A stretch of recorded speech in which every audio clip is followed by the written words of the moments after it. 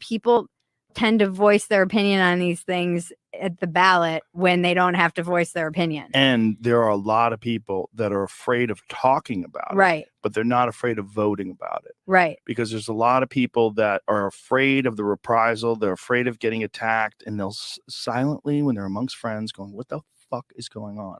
Like, what is going on? Yeah. And those people, that's going to be responsible for the red wave. I think the red wave that's coming is going to be like the elevator doors opening up in The Shining. No.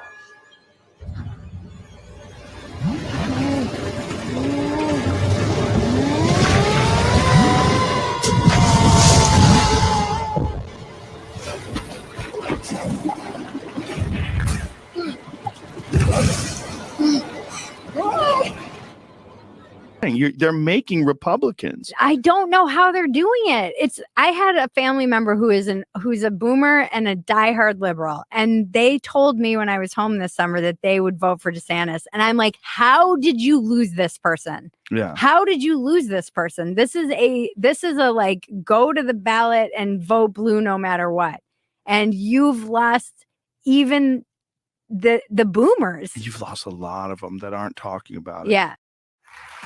And finally, new rule: if Halloween is too much for your fragile sensibilities and you're worried about seeing someone wearing something that's on the forbidden costume list, you know, I find it so interesting. You would think that a Handmaid's Tale costume would be acceptable since it derives from a completely woke-approved show that condemns the patriarchy. No. Buzzkill says no Handmaid's Tale costume either because it hits a little too close to home right now.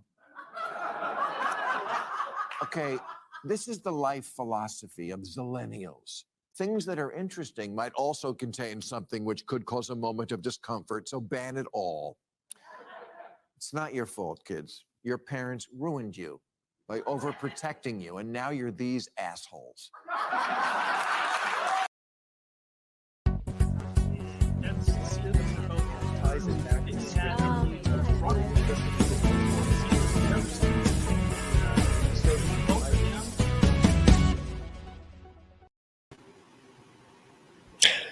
Good morning, Patriots.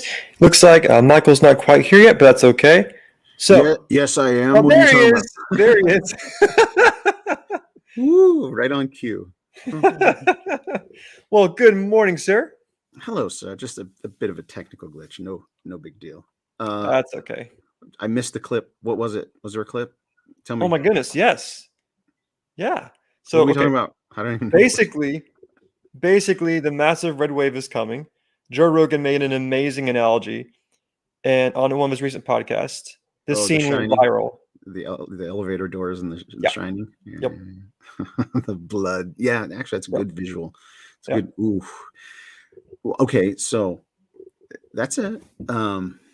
Was that the only clip? Was there any other clips? So there's that, and then there's a small clip from Bill Maher's recent episode on Real Time or Real Talk on HBO, and let's be clear, we all know Bill Maher is not a professing Republican conservative, not by any means at all. And yet even he is sick and tired of the wokeness. And that says a lot. What was the clip? So the clip was, he was basically talking about the hypocrisy of Halloween. He was saying, all these costumes are now banned. You can't wear these costumes because they're offensive. Yeah, you're gonna hurt people's feelings. You gotta hurt people's feelings. Yeah. Oh, but monsters, serial killers. Oh, that's fine. That's totally fine. But no, you can't wear the Handmaid's Tale outfit. Handmaid's Tale, yeah. Right? That's crazy. you better not honor any certain Native Americans for their awesome, courage. You better not do that. Oh no. But pirate, sure. Here's the irony, and this just occurred to me. The irony, when specifically the Handmaid's Tale, evil show, the Handmaid's Tale costume. When you are a Hollywood producer and you get a show that has a following and success, that's all you want. That's all you want. And one of the hallmarks of having a successful show is having a Halloween costume that is from your show, right? It's like that Correct. means you have impacted the culture. You have made a difference. You are doing something important, right? Right. If there's a Halloween costume from your show, and now they're saying you can't wear them because you're going to offend or whatever. I want to go back to the Shining, the elevator doors. So, Right. The Shining is a horror movie, obviously. Have you seen that movie? Oh yeah, classic. Oh, I'm guilty. I have not seen it. I mean, obviously, I've seen pieces. I've worked in Hollywood. I've seen behind the scenes from that show, etc. All kinds of stuff. I have yet to see it, so I need to see it. But that Yeah. aside, It's good. that scene. So, do you remember the first time you saw that scene? What happened? I mean, how did you feel when the elevator doors open? Well, it was funny because the first time I saw that, I was much younger. I was before I even joined the Air Force. I was young, and I didn't get a lot of the underlying themes in the movie. The only thing that freaked me out was just that the fact there's a massive wave of blood coming from an elevator. Like that, just that image alone cemented itself in my mind. And And like the sound design, Yeah. it's everything about it, yeah, is mentally just like terrifying. this But horrific thing. Yes. at the same time, now that I look back at it, it was the unstoppable force of that. That's what's so great Foreboding. about that analogy. Well, it's beautiful because that sense of foreboding or dread or horror is happening to Americans today. Not to us, Right. right? We see that blood, and for us, for all intents and purposes, it's the blood of Christ. Right? It's like Right. it is the blood of Christ washing, and cleansing. It's not it is not horror. It's the good thing, right? It's the red wave. But we have to keep in mind that when people are fear for their life, they can do unpredicted things, or we have a narrative. What's the main narrative that the other side is peddling right now is what? Democracy is on the ballot. It's a fight for our democracy, right? Yeah, Right. democracy is. I mean, didn't Biden say that from the stump a couple nights ago? Democracy. I'm warning you. We're giving you the last warning. Did you hear that? Somebody saying that? The last warning? Wait, we're being warned? But you're Warned not by our king. What'd you say? You're not our king. You're not our dictator. Right. Is this some kind of threat? You're warning us? It's like, That no. sounds like a threat. So I'm asking you, Constitution vet, in your name, Constitution, can you make sense of this phraseology? Democracy is on the ballot. Notice how they never say this is a fight for our republic. Yeah. They've never said that. This is a threat to our democracy. That's always their go-to phrase, because people who are, well, sheep, who are drones, who are robots, who just want to support the current thing, no matter what it is, hear that and they think, oh, yes, please give me more of that. Yes, I want more of threat to democracy. Yes, absolutely.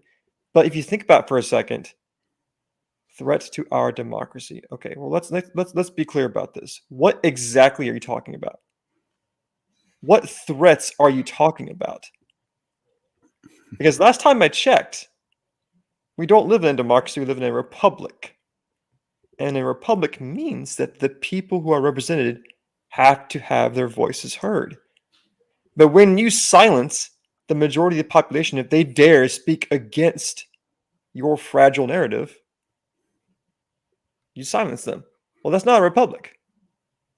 You can have a democracy in a monarchy. We talked about this last week. You can have a democracy in a dictatorship. So, oh, sure, it's a fight for their democracy, the woke democracy. You can have people voting in a woke ideology. That's democracy. That's not a republic. What befuddles me or amazes me or annoys me is how dumb people are. And actually, people aren't that dumb. There's plenty of dumb people. We're sheep, right? Humans are sheep, but there's plenty of smart people. And what the left or what Biden's speechwriters are catering to the lowest common denominator, the low information voter. Let's put it that way, not to insult too many people, but the low information voter. They use words not for their meanings, but to elicit an emotion. Right. And one of the reasons they don't use the word representative republic, because republic is the beginning of republican, right? They don't say we are a representative republic because it'll draw into people's minds republican. And so they use democracy. We're going to lose our democracy. You're supposed to drop the C at the end and go Democrats, right? We're losing our Democrats. That's what they're losing. They're not. Democracy is not on the ballot. Democrats are on the ballot. And so they're trying. It's this mental, emotional word game they're doing by saying we're gonna lose our democracy, so vote for the democracy. I mean the Democrat, right? It's that quick flip. Don't vote against the democracy. I mean the Democrat. It's literally that simple. That's why they're doing it. It's like taking the word equality and changing it to equity. It's like it means the same thing. No, right? Far from it. It's the manipulation of language to manipulate the simple-minded, the low information voter. That's the point, because they were really good at it. To give them credit, they've been really good at using certain words to elicit certain emotions to get their votes. But the whole point to all this is that elevator door, that barrier is opening. Ooh. And more people are not buying it. They hear these words and like, no, wait a second, hold on. If you're all for peace and equality and diversity, then how the heck do you explain Kenosha? How do you explain Portland? How do you explain the Seattle Autonomous Zone where people died under a warlord? How do you explain all these things? How do you explain these people who should be held accountable who are still there? I can keep going down the list. These people like Joe Rogan, Bill Maher, even Piers Morgan, someone who I do not agree with on a lot of things, even he is sick and tired of wokeness. And to be clear, they're still liberal progressives, but they are the ones who are opening the door because they're asking questions. They join the ranks of guys like Elon Musk, who, by the way, completely owns Twitter.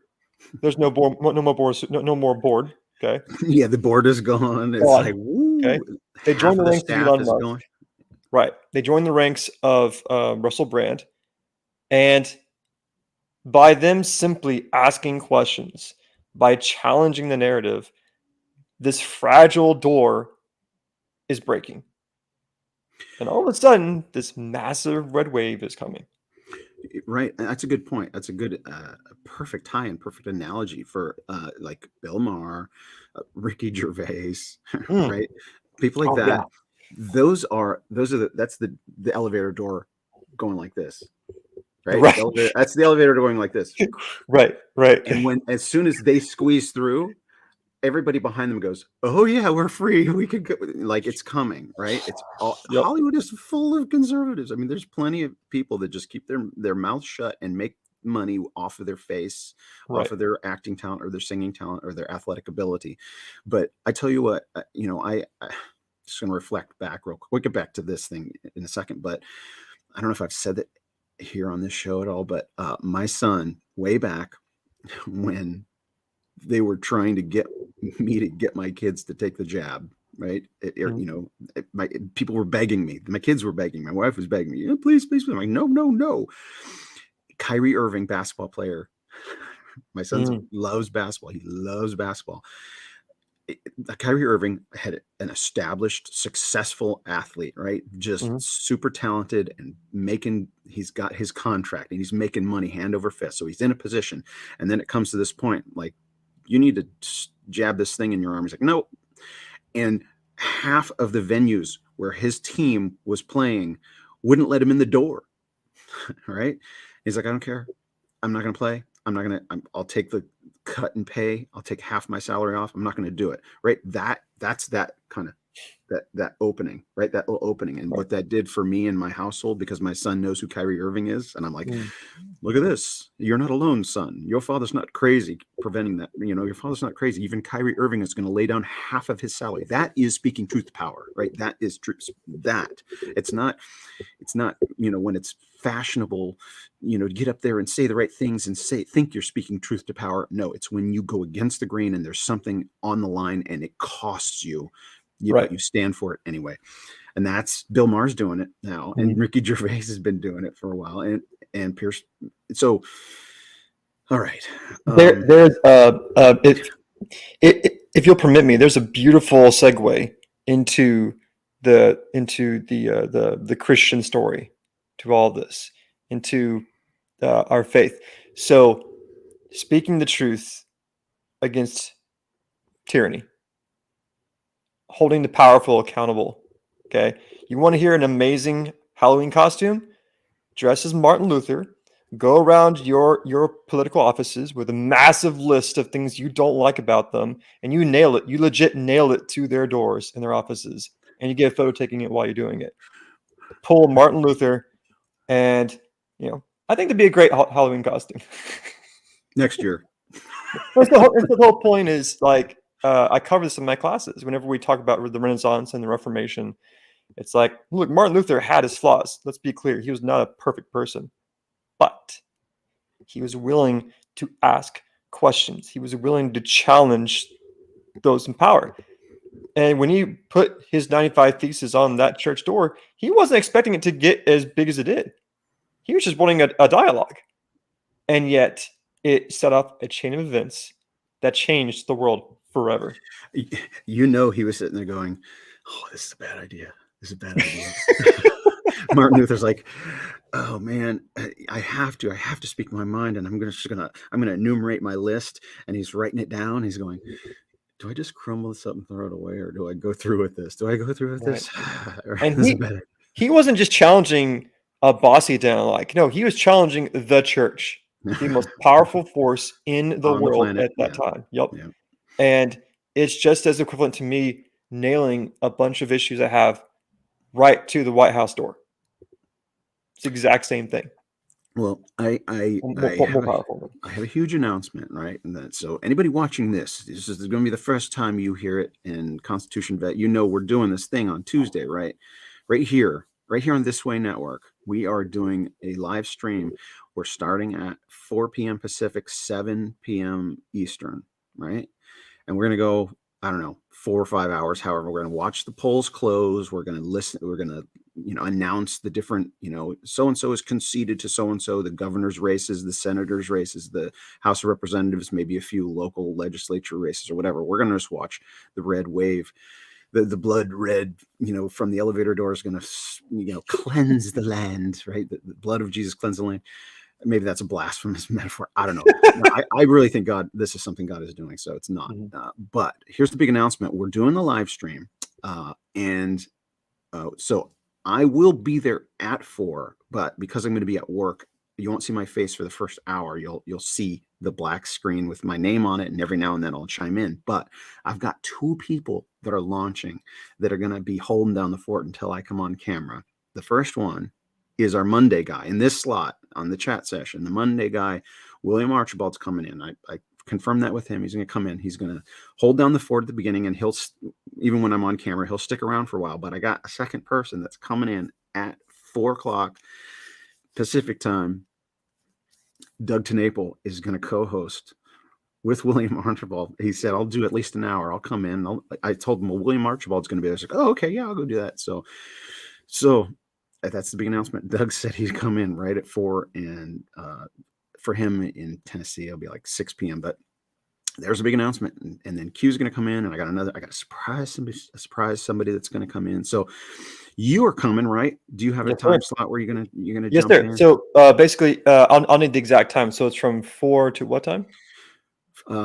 Pacific time, it'll be 4 to 9, which is midnight on the East Coast, something like that, maybe. And Central time, that's 5 to 10. 5 to 10. Okay, yeah. Just show me the details, and I'll be there. I will be there. Whether if I'm still at work, it'll be like you have my image there, but I will be there. All right, good. There, I just need to get that off my chest because it just confirmed it. Because I do my Friday morning episode with Doug Tenaple and Quentin from Out of the Darkness, and they're both back on YouTube, and so hopefully Doug and William can behave themselves for that first hour so that I can come in and we don't get deleted. But I come in, everything's just in pure chaos. that or there's just no link left. It's like, what happened? Where'd it go? I mean, seriously, it's like, okay, can you imagine a more precarious situation? Because William likes to kind of go out there.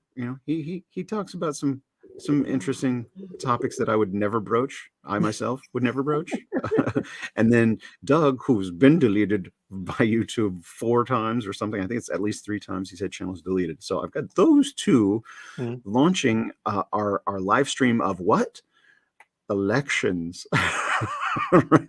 Like, are they going to be able to bite their tongues? Because election integrity is one of those hot button issues here on YouTube, and it's like, okay, we're going to trust God. We're going to see. We're going to let this thing happen.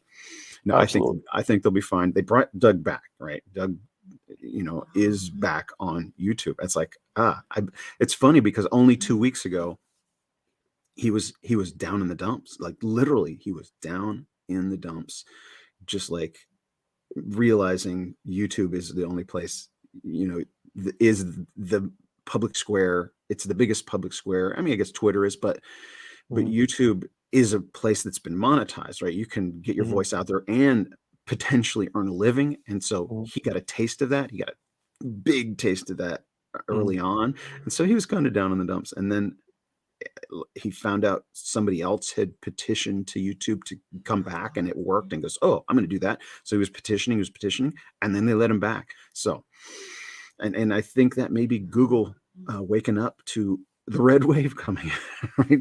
The investigations that are going to be underway. There's going to be commissions on big tech collusion, right? Big tech censorship, free speech violations, etc. And the more states that follow the lead of Texas, or you cannot ban someone for their political views. Yeah. The more and more states do that, it's going to wake them up. Oh, there's William. William Archibald. Are you okay? You're in the comment section, William. All right. So are you listening live, or is there a delay on this? William, say yes, I'm listening in the comment section to tell me if you're listening live, or if you're going back to the beginning and listening. So that's the thing about YouTube. You can come on and then you can rewind it. Because I just made a big announcement about William. He's probably typing feverishly away. Well, if he listens, he'll hear the announcement. I didn't even tell him yet that Doug's going to be jumping in with him. Well, he's probably replying while he's changing a muffler. So there you go. All right, William. I just announced it a few minutes ago. If you just came in, so you can go back and listen to the rest of this. But I'll tell you again, William. You are Pacific time on Tuesday. I told people you're going to be leading off our live stream for the election night coverage. So 4 p.m. Pacific, whatever time William's on the East Coast, so it'll be 7 p.m. for you, William, in North Carolina. Doug Tenaple's joining you. It's going to be you and Doug for the first hour. Yeah. When I mentioned you today. So when I mentioned you on our show, that'll be posted. Another commercial here, everybody. We put Doug Q Michael on our Rumble channel. So you go in the description below, go to our Rumble channel to watch that every Friday. But now that Doug and Q are both back on YouTube, we may start putting that right here on This Way Network. We'll see. But I just confirmed with Doug, 4 p.m. Pacific, 7 p.m. Eastern time. He's jumping in with you, William. You guys got to hold down the fort. You guys got to be careful because election integrity is still a hot button issue. Do not get this channel deleted. I'm putting it in your hands, William. There. You heard it here first. Yeah, it's pretty exciting. I just talking about it with him. And so Q is going to come on as well at a different time. And I have a surprise guest coming on, and I said so-and-so's coming on. He's like, all right, I'll come on when that person comes on. I'm like, okay, you and that person can talk. So all right, we're there. Big long commercial for Tuesday. I'm excited about Tuesday. I mean, what do you think? What do you think is going to happen after the midterms? What do you think the repercussions or the hangover that the Democrats are going to feel? What do you think? Well, the hangover is going to be them finding another job. The hangover is them either finding another job or wiping the sweat off the brow, thinking, "Oh, whew, I still have a seat. I'm still relevant." But here's the thing: no matter what happens, at the end of the day, the states will still have the power. The state legislatures still have the power. The state courts still have the power, and that will only keep increasing day by day. So that's where I stand. Yes, that is. I mean, that's part of the red wave that's been going on for about 2 decades, right? Because during the Obama administration, there were 1,000 seats across the country that changed hands from blue to red during the Obama administration, and that's when the red wave just started. You see that wave start coming, and now it's just grown and grown and grown, and now we're in 2024. It's going to continue, but you brought up a good point that I'm like, oh, they're going to be looking for jobs. But here's the problem. You know how the revolving door between Democrat politicians and leftist media, right? It's just this revolving door. You work for the CIA, you're the head of the CIA, and now you're the featured guest on every one of the. Or Jen Psaki working on MSNBC. But the thing is, they're all their ratings are cratering, right? The legacy media's ratings are cratering. So those people with political jobs, they're not going to get paid by these leftist, medias. They don't have the money anymore because they're not making money. You have to have an audience to make money, right? And so CNN is this multi-billion dollar, just noisemaker, right? A multi-billion dollar noisemaker that doesn't have an audience, and the audience that it does has is shrinking and shrinking and shrinking. So that money is drying up. The money is drying up. They're not going. Even those people that think, yeah, I'll have a career in being a talking head after I retire from my cush political position. Nah, there's no future. There's no future for that nonsense. It's going away. Hello from Oklahoma, Joanna. Good to see you. Welcome. When a comedian, UFC fighter turned podcaster, Joe Rogan, has more of an audience than CNN does. It's like, when I trust Russell Brand, who wears a bathrobe half the time, when I trust him more than the mass media, that says something. Yeah, the world has changed, and Obama was always about one of the things Obama is credited with, rightly so, is that he at the time utilized tech, utilized the changing environment to get the word out appropriapropriately. But tech is always advancing and always changing, and we don't always know where it's going. And it's a tool. It's not a good or an evil. Right. Technology is not a good or an evil. It's just a tool, like a fork. Right. You can stick a fork and have a nice meal, or you can jab it in somebody's eye. Right. It's just a fork.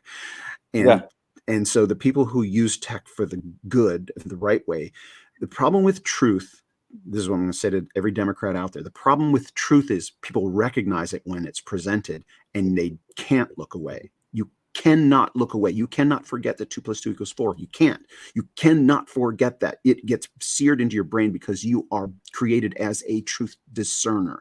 You are created with the supernatural capacity to discern truth, every human. And that's the problem with technology that gets messages out there. Not all of it is truth, but as soon as people come across it, if they're scouring the internet long enough, inevitably people come across truth. And that's why when Twitter gets taken over, a bunch of bot accounts disappear and a bunch of conservative accounts start exploding and growing, right? It's just nature. You can't fight it. But research takes time, and people don't want to do that. Yeah, well, time just occurs no matter what. It just unfolds, and it just spreads. The good news spreads. All right, last 30 seconds. Constitution vet. Look forward to seeing you Tuesday. Give us a good word. Never surrender, never submit. Be a modern-day Martin Luther. Hold the powerful accountable, and never stop fighting. Man, love you, man. Yeah. Well, you do, man. Well, I love you all, and we're going to see you Tuesday, William. I thank you for showing up. I'm glad I was able to make this announcement here. All right. I love you all. God is in control. Make sure you go to Constitution Vets channel and go to Sweet Home Maricopa and subscribe and share and all that stuff. All right. Bye.